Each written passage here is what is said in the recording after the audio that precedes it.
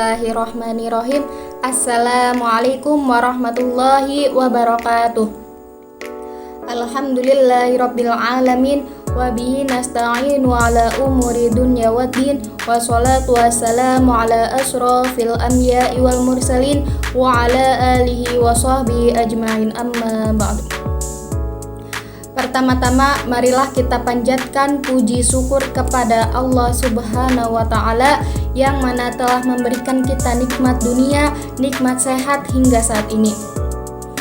Sholawat serta salam marilah kita panjatkan kepada junjungan Nabi kita, Nabi Agung Muhammad Sallallahu Alaihi Wasallam. Yang terhormat kepada dosen pengampu mata kuliah manajemen kelas yakni Bapak Gilang Mutakin, dan tak lupa kepada semua rekan-rekan seperjuangan saya. Perkenalkan, nama saya Nurul Khairunisa dari program studi manajemen pendidikan Islam semester 5. Pada video kali ini saya akan mempresentasikan mengenai materi tentang prosedur dan perencanaan manajemen kelas, di mana pada materi ini kita akan membahas bagaimana seorang guru dapat mengelola kelas dengan baik melalui prosedur yang tepat. Langsung saja kita ke definisi dari prosedur manajemen kelas itu. Di sini saya mengambil dari menurut pendapat ahli ada dua ya. Saya mengambil hanya dua. Yang pertama menurut Abdul Majid, yaitu susunan yang teratur dari kegiatan yang berhubungan satu sama lainnya dan prosedur-prosedur yang berkaitan melaksanakan dan memudahkan kegiatan utama dari suatu organisasi. Jadi ini tuh berarti setiap langkah dalam prosedur itu harus memiliki utama yang jelas dan saling mendukung agar tujuan organisasi itu tercapai dengan baik. Yang kedua itu ada menurut pendapat Fahru Riza di 2020, prosedur yaitu diartikan sebagai langkah-langkah yang dapat dilakukan oleh seorang guru untuk mengelola kelas. Adapun prosedur pengelolaan kelas ini dapat dilakukan dengan cara dimensi pencegahan, preventif, atau dimensi penyembuhan. Jadi dapat disimpulkan ya bahwa prosedur manajemen kelas ini yaitu langkah-langkah yang dilakukan oleh seorang guru untuk mengelola kelas secara efektif. Fahru Riza juga menjelaskan bahwa prosedur pengelolaan kelas dapat dilakukan melalui dua dimensi utama. Baik, lanjut ke slide berikutnya ya. Di sini saya akan menjelaskan tentang tadi ya dua dimensi utama dalam prosedur pengelolaan manajemen. Yang pertama ada preventif, yaitu pencegahan. Adalah merupakan tindakan yang dilakukan sebelum munculnya tingkah laku yang menyimpang. Tindakan pencegahan merupakan terapi yang tepat sebelum munculnya tingkah laku yang dapat mencegah proses belajar mengajar. Jadi tindakan yang dilakukan untuk menghindari munculnya perilaku negatif atau menyimpang di kelas itu, dengan adanya tindakan pencegahan ini suasana belajar akan lebih terkontrol dan siswa dapat belajar dengan lebih nyaman. Yang kedua itu tindakan ini ya yang koartif, yaitu tindakan yang dilakukan oleh seorang guru yang dimana untuk mengatasi tingkah laku peserta didik yang menyimpang atau mengganggu keberlangsungan pembelajaran. Jadi tindakan yang dilakukan untuk mengatasi masalah yang sudah terjadi di kelas jika ada siswa yang mengganggu proses belajar. Guru itu perlu memiliki strategi yang tepat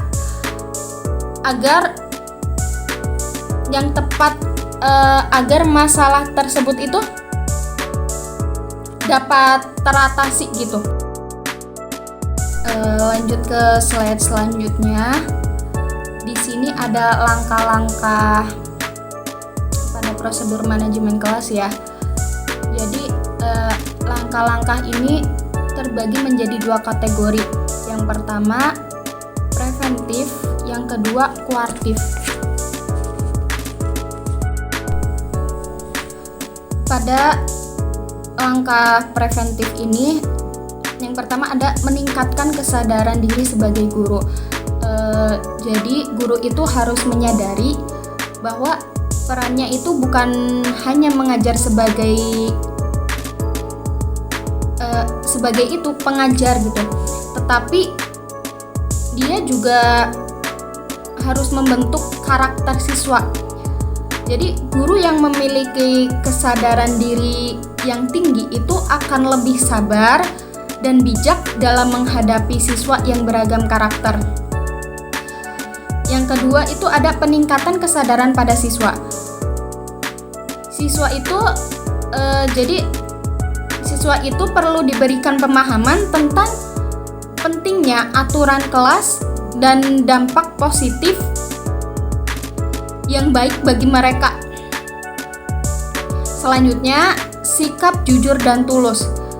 Di sini guru yang jujur dan tulus itu akan lebih dihormati oleh murid. Sikap ini juga membantu membangun kepercayaan antara guru dan siswa. Dan yang keempat ada mengenal dan menemukan alternatif pengelolaan kelas. Jadi guru itu harus fleksibel dalam menghadapi berbagai situasi di kelas. Misalnya jika siswa terlihat bosan, guru itu harus Guru bisa mengganti metode yang lebih menarik untuk proses belajar mengajar itu supaya si siswa itu tidak bosan lagi gitu. Nah, jika metode mengajar tertentu kurang efektif, guru bisa mencoba pendekatan lainnya yang lebih menarik lagi. Dan yang terakhir itu menciptakan kontak sosial, di mana guru yang berinteraksi baik dengan siswa akan lebih mudah mengelola kelas. Komunikasi yang baik juga membantu siswa merasa lebih nyaman dan berani bertanya jika mengalami kesulitan dalam belajar. Yang selanjutnya itu ada yang langkah-langkah kuratif. Yang pertama ada mengidentifikasi masalah. Jadi guru itu harus memahami apa masalah yang terjadi di kelas sebelum mengambil tindakan. Dan yang kedua itu ada menganalisis masalah. Jadi setelah menemukan masalah, guru harus mencari tahu penyebabnya lebih dalam. Langkah ini bisa dilakukan dengan mengamati perilaku siswa atau bertanya langsung. Dan yang ketiga itu ada menilai alternatif pemecahan, di mana guru itu perlu mempertimbangkan solusi terbaik untuk menyelesaikan masalah tanpa merugikan siswa lain. Jadi guru itu setelah memahami penyebabnya, guru harus memilih solusi yang paling efektif gitu. Dan yang terakhir ada mendapatkan balikan atau feedback. Jadi setelah solusi diterapkan, guru perlu mengevaluasi apakah cara tersebut berhasil atau tidak. Jika solusi atau cara tersebut belum berhasil atau belum efektif, guru bisa mencari pendekatan yang lainnya. Oke, langsung saja ke slide selanjutnya. Di sini ada definisi perancangan. Menurut Kamus Besar Bahasa Indonesia, kata rancangan berarti suatu yang sudah dirancang. Hasil merancang, rencana, program. Rancangan dapat diartikan sebagai serangkaian kegiatan yang disusun secara sistematis berdasarkan pemikiran yang rasional untuk mencapai tujuan tertentu. Jadi dalam konteks manajemen kelas, perencanaan berarti menyusun langkah-langkah yang sistematis agar pembelajaran berjalan dengan lancar dan mencapai tujuan yang sudah ditetapkan.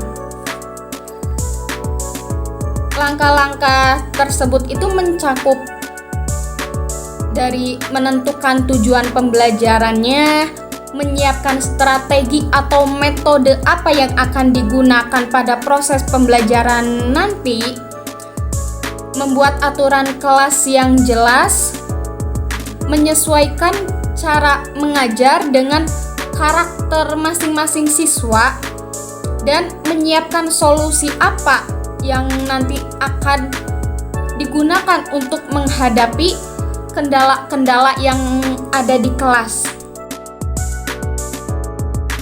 Dan pada slide terakhir di sini ada faktor-faktornya. Yang pertama itu ada pemahaman terhadap arti, tujuan, dan hakikat manajemen kelas. Yang kedua ada pemahaman terhadap hakikat peserta didik yang dihadapinya. Jadi setiap siswa ini kan memiliki karakteristik, gaya belajar, dan latar belakang yang berbeda.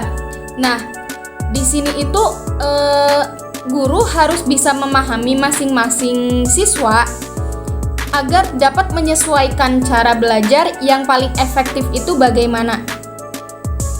Yang ketiga ada pemahaman terhadap bentuk penyimpangan serta latar belakang tindakan penyimpangan yang dilakukan peserta didik. Jadi perilaku menyimpang ini bisa muncul karena berbagai alasan seperti masalah di rumah, kesulitan memahami pelajaran, atau sekedar mencari perhatian. Nah, di sini itu guru harus mencari tahu penyebab di balik perilaku negatif siswa sebelum mengambil tindakan. Yang keempat ada pemahaman terhadap pendekatan yang dapat digunakan dalam manajemen kelas. Dan yang terakhir yaitu memiliki pengetahuan dan keterampilan dalam membuat rancangan prosedur manajemen kelas. Jadi di sini tuh guru harus memiliki keterampilan untuk menyusun strategi dalam mengelola kelas. Jadi guru harus tahu kapan harus menggunakan pendekatan preventif dan kapan harus menggunakan pendekatan kuratif.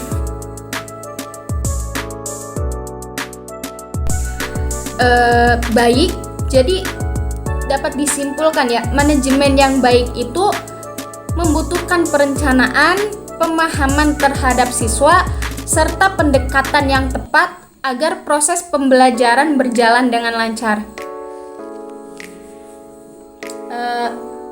Oke, mungkin itu saja presentasi dari saya.